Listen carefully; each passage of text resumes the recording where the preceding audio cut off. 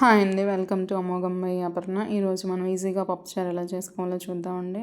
నేను పప్పుచారు కోసం 2 రకాల పప్పుల్ని నానబెట్టుకున్నానండి. ఒక 10 నిమిషాల పాటు కుక్కర్ తీసుకొని ఎసురు పెట్టుకున్నానండి పప్పు కోసం. ఇందులో నేను ఒక హాఫ్ స్పూన్ పసుపు, ఒక హాఫ్ స్పూన్ ఆయిల్ వేసుకున్నానండి పప్పు పొంగకుండా ఉండడం కోసం. ఒక 5 విజిల్స్ వేయించుకోవాలండి, పప్పు సాఫ్ట్గా అయిపోతుంది. కుక్కర్లో 5 విజిల్స్ వేయించుకుంటే సరిపోతుందండి. మిక్సీ వేసుకున్న చారు టేస్ట్ బాగుంటుందండి. మామూలుగా అయినా మ్యాష్ చేసుకోవచ్చు, మిక్సీ అయినా వేసుకోవచ్చు అండి, ఎవరికి నచ్చినట్టు వాళ్ళు చేసుకోవచ్చు. నేను తాలింపు కోసం ఇక్కడ ఒక 4 స్పూన్ల ఆయిల్ వేసుకున్నానండి. నెక్స్ట్ ఇందులోకి తాలింపు గింజలు, ఎండుమిరపకాయలు, వెల్లుల్లి కూడా యాడ్ చేశానండి నేను. ఇందులో ఒక హాఫ్ స్పూన్ పసుపు కూడా యాడ్ చేస్తున్నానండి నేను.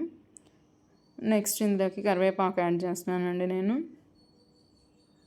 కరివేపాకు వేయినాక నెక్స్ట్ గ్రీన్ చిల్లీ వేసానండి. నేను ఒక 4 గ్రీన్ చిల్లీ వేసాను.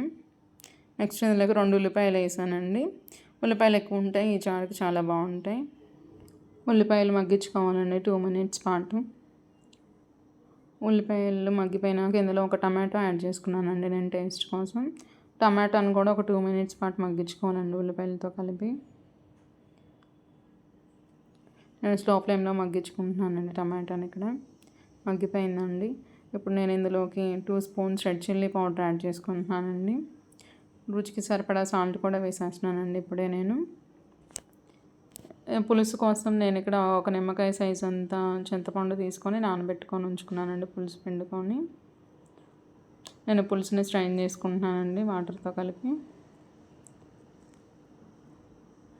నెక్స్ట్ మ్యాష్ చేసుకున్న పప్పుని కూడా యాడ్ చేస్తున్నానండి.